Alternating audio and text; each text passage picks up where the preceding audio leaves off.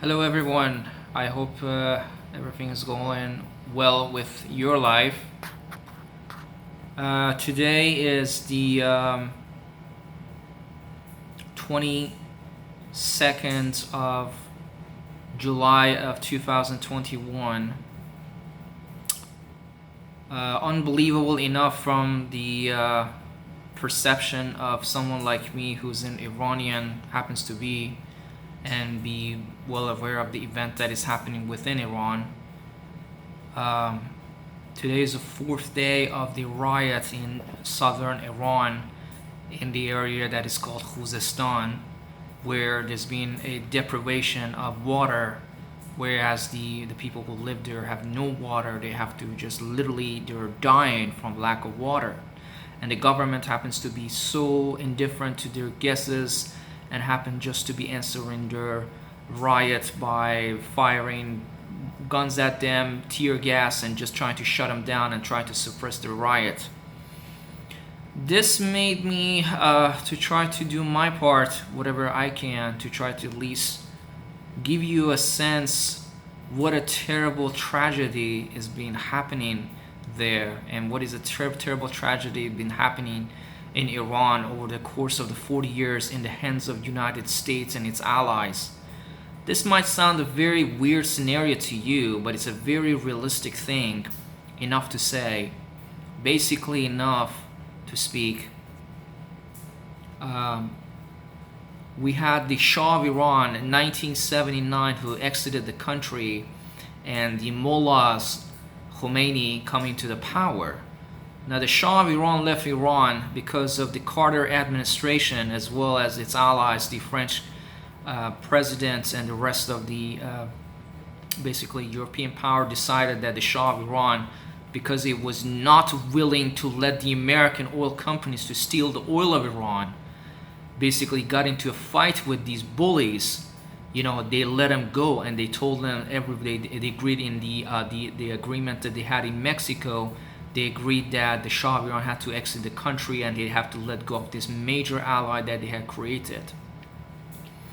Prior to that event, Iran, just like Dubai, Saudi Arabia, Qatar as it stands today, Kuwait, was a major hub of economy, where people would fly in from America, would fly in from Korea, would fly in from Philippines, just like Saudi Arabia, for example, Qatar. They would work there. They were workers. My aunt in 1970s, she was telling me that she had a Filipino driver and a housekeeper, another Filipino housekeeper. I mean, think about how rich Iranians were there to afford such a thing. Still is a thing in many of the households of Iranians to have such a desires, because they live through that lives. Enough to say, the US government decided that instead of letting the oil money of the Iran go to the pocket of Iranian citizens, just like today case has been for the last 40 years in case of Saudi Arabia or Kuwait, where the citizens actually receive government check every month as a citizen of the country for the revenue of the oil, so was the case in case of Iran, and Iran was a very prosperous country. And it was developing itself to become a superpower under the supervision of the Shah of Iran, who was a brilliant man. He just made a few mistakes of supporting the interests of the United States by suppressing the communist movement in Iran, helping the devil who actually turned against himself. This led to a lot of riots in Iran, trying to help to, basically against causing the human rights outrage in the world, saying the Shah of Iran is imprisoning the political prisoners. Nobody spoke of the fact that the United States is ordering him to do so.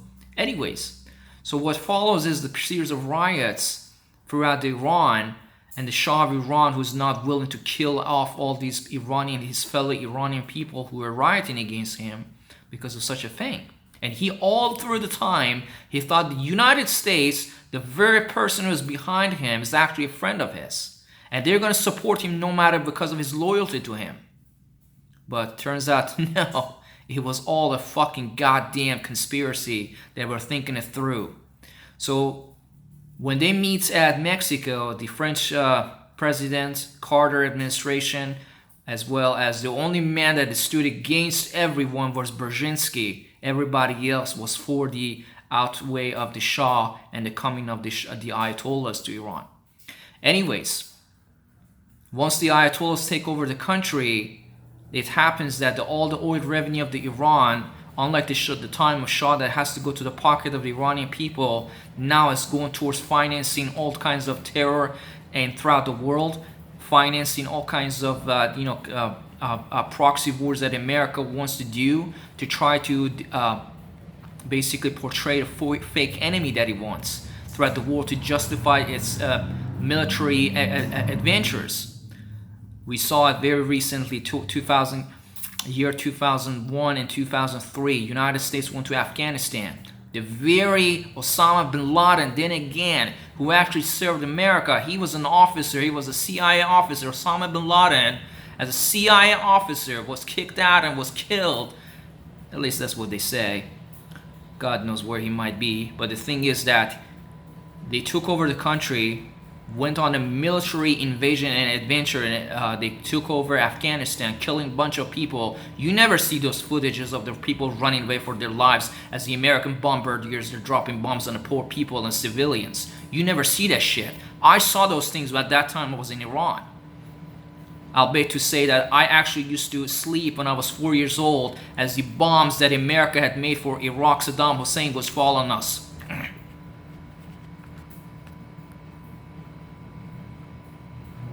Yes, I had to sleep every night through that shit. I developed quite a mental problem because of that shit. That to the side.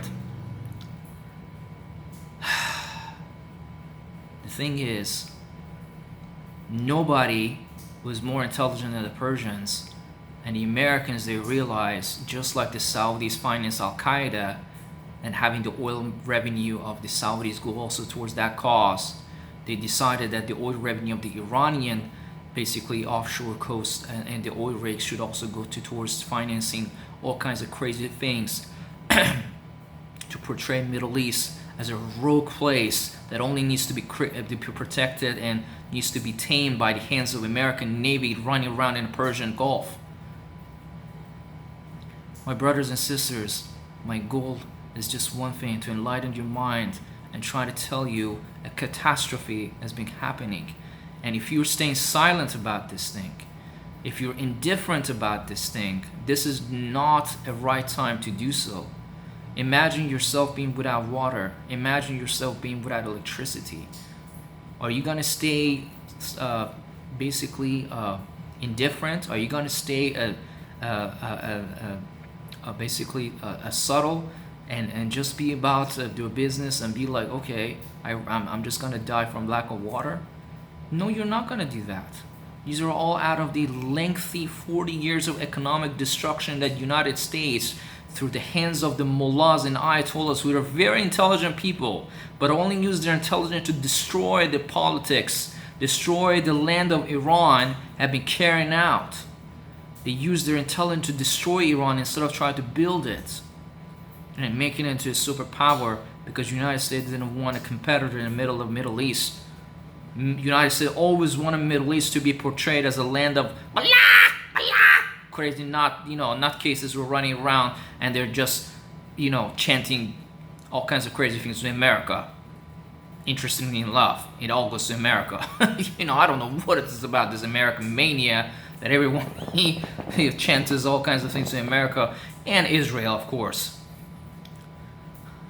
This is not right. People of Iran are suffering. They've been suffering for the last 40 years. My brothers and sisters, please do not let this carry on. This is not right. Don't be part of this whole operation. Don't try to, by your silence and your indifference, do not contribute with it. People of Iran are suffering. They don't deserve it. The Shah of Iran was one of the greatest allies of the United States. He had nothing against America. He supported America in any possible way. The only objection that the Shah of Iran had to America was why the American oil companies are stealing the oil, a fraction of what they were giving to the Iranian government from out of all the sales that they were making.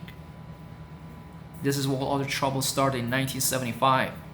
when Shah of Iran went on TV and made a quick thing saying that, you know what, after this last round of our contracts with the American oil companies, I will not renew our oil contracts with the American oil companies.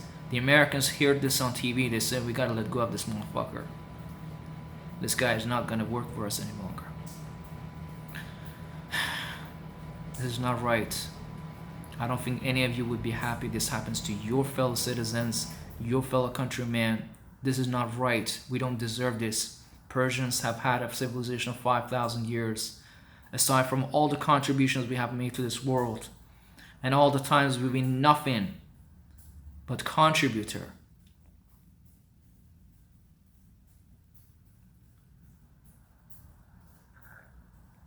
People who actually try to help the world to be instructed instead of being destructed, to try to develop the world, to try to pioneer, to try to embrace the idea of civilization. This is not something that we deserve, my brothers and sisters.